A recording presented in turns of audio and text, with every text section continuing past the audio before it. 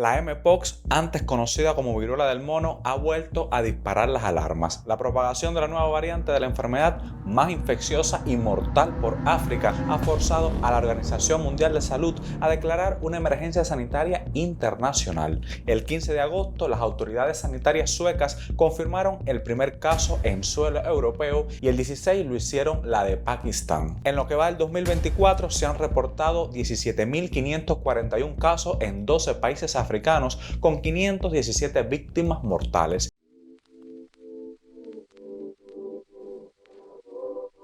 Hola amigos, sean bienvenidos al podcast informativo de ese Mediquito. Yo soy el doctor Leonel Céspedes y lo estaré acompañando siempre en temas relacionados con el mundo de la medicina. En América Latina hubo casos de viruela símica en 31 países y territorios según la Organización Panamericana de Salud en el 2022. Ahora aparentemente no hay noticia de casos y si los hay, seguramente no son graves. Sin embargo, no hay motivo para bajar la guardia. Aunque no es una amenaza directa, pero hay que recordar que estamos viviendo en un mundo que está completamente conectado. Lo grave es que una vez más quedan en evidencia los déficits en materia de sanidad. Para mí, por ejemplo, es muy triste ver que seguimos muy mal preparados después de una pandemia de años. ¿Dónde están los cambios en la inversión de salud, en la forma de prepararse para tales emergencias? Y esto, por supuesto, no solo se aplica al caso del Mpox. Estamos viendo un aumento de casos dramáticos, por ejemplo, de la fiebre del oropouche en toda la América, que es un virus que conocemos de los años 60 del siglo pasado. ¿Cómo puede ser que estemos tan mal preparados? Por lo visto, a nivel general, la lección de la COVID-19 no se aprendió debidamente. México fue el tercer país de Latinoamérica que más casos de viruela símica registró hasta diciembre del 2023, tras el primer pico de este virus en el planeta. En el 2022, la falta de información sobre la enfermedad, las pocas maneras para diagnosticarla, la ignorancia, además una condición de rechazo y tratos discriminatorios por parte del personal de salud, aumentan los problemas para el tratamiento de la viruela símica en México. Y es que en México, en un sistema de salud que suele ser estigmatizante y discriminatorio para las personas de la comunidad LGBTI, los contagios de viruela del mono han aumentado la división en la que se suma una falta de protocolos para atender los casos y carencia de vacunas para combatirlos. Debemos recordar que en aquel momento, en el 2022, incluso activistas expresaron indignación ante el señalamiento cuando se tiene la viruela por las prácticas sexuales y la orientación sexual,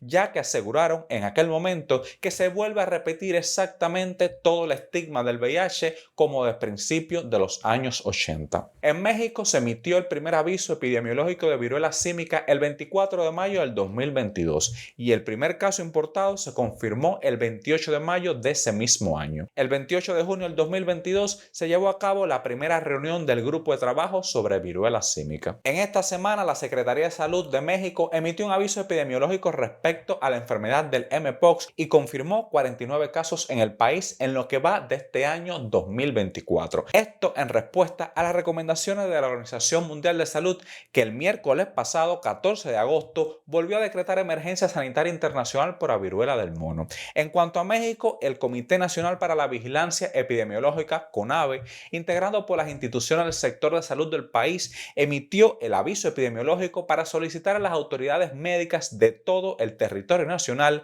que vigilen y notifiquen los probables casos. CONAVE indicó en el comunicado que el objetivo del aviso es disminuir la manera que sea posible las cadenas de contagio y otorgar atención médica oportuna a las personas enfermas. El comité señaló además que hasta el 3 de agosto el sistema de vigilancia epidemiológica había identificado 212 casos probables durante todo el 2024. De dicha cifra, 49 son confirmados y se encuentran distribuidos en 11 estados, con Ciudad de México 29, Quintana Roo con 7, Jalisco con 3, Morelos con 2, Puebla con 2, Estado de México con 1, Nuevo León 1, Sinaloa 1, Tamaulipas 1 y Veracruz 1. Detalló además que la variable clado 2 es la única que se ha identificado en los casos analizados en el país y aseguró que hasta el momento no se ha detectado la nueva variante clado 1b. Según las declaraciones, México cuenta con un plan de respuesta para el abordaje del Mpox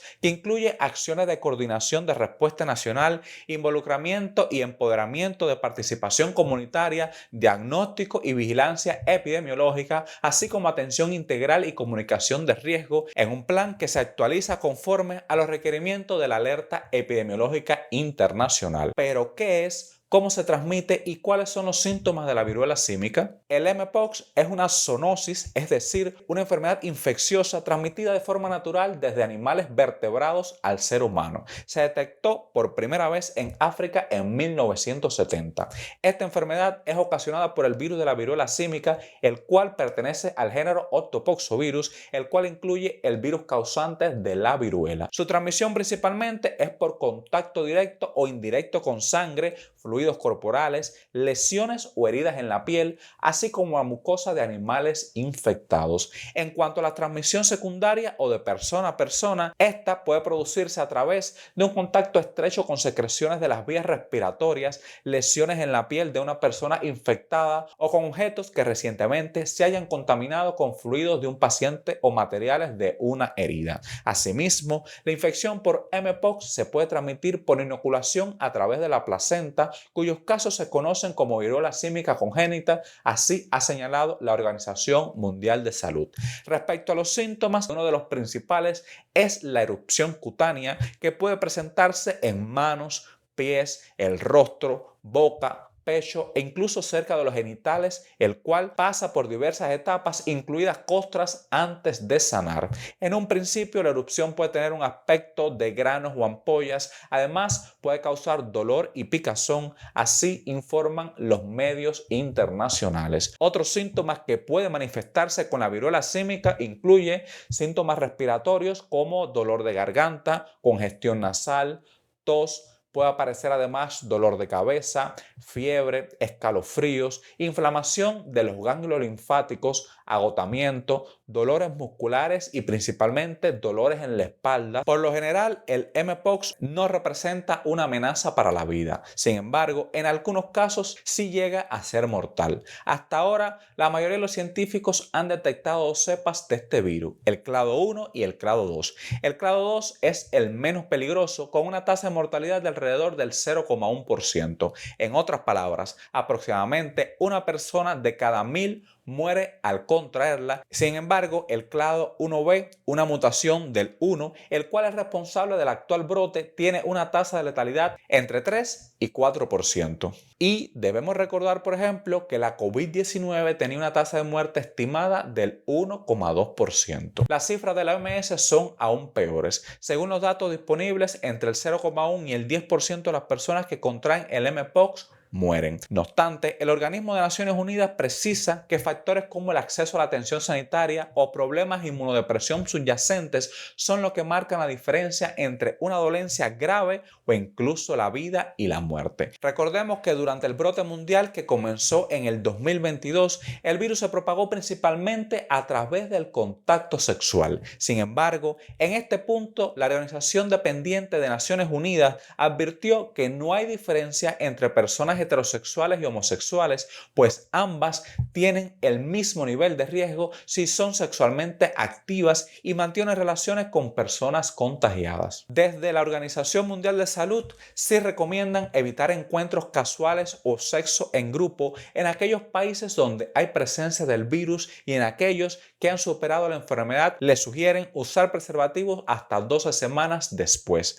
Ahora, las personas inmunodeprimidas cuyos sistemas inmunológicos están debilitados por tratamientos contra enfermedades como el virus de inmunodeficiencia humana o el cáncer, así como los niños y mujeres embarazadas, tienen un mayor riesgo de desarrollar casos serios de mpox o incluso de morir. Pero, ¿en estos momentos hay algún tratamiento disponible?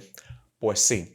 El combate contra la viruela tradicional dejó un legado de productos que también pueden ser útiles para tratar la mpox. En enero del 2022, la Agencia Europea de Medicamentos aprobó un antiviral llamado Tecovirimat, el cual se usa para combatir el mpox en circunstancias excepcionales. No obstante, como el conocimiento de la enfermedad es muy limitado, la aplicación de medicamentos suele darse en el marco de ensayos clínicos. La Organización Mundial de Salud ha utilizado el tecovirimat para tratar a quienes presentan síntomas graves, así como a los miembros de grupos en riesgo. Asimismo, actualmente hay al menos 3 vacunas que se empleaban para combatir la viruela tradicional que también se están utilizando contra el mpox con resultados prometedores. Sin embargo, el grueso de las personas infectadas se les prescriben tratamientos bastante sencillos como tomar analgésicos, tomar antipiréticos para lidiar con los dolores de cabeza y los dolores musculares. Igualmente, se les recomienda descanso, mantenerse hidratado y comer muy bien. Y a aquellas que se confinen para evitar la propagación del virus, se les insta a cuidar la salud mental haciendo cosas que les resulten relajantes y agradables, manteniéndose en contacto con sus seres queridos mediante la tecnología y ejercitándose si es que se sienten suficientemente bien. Para evitar cicatrices o marcas, se llama a los contagiados a que eviten rascarse la piel y cuidar los sarpullidos lavándose las manos antes y después de tocar las lesiones y manteniendo la piel seca y descubierta. Y hasta aquí el podcast de hoy. Recuerda compartir toda esta información para que llegue a más personas y mejor podamos cuidar nuestra salud y la de nuestros familiares. Gracias por estar aquí y nos vemos el lunes en un nuevo episodio.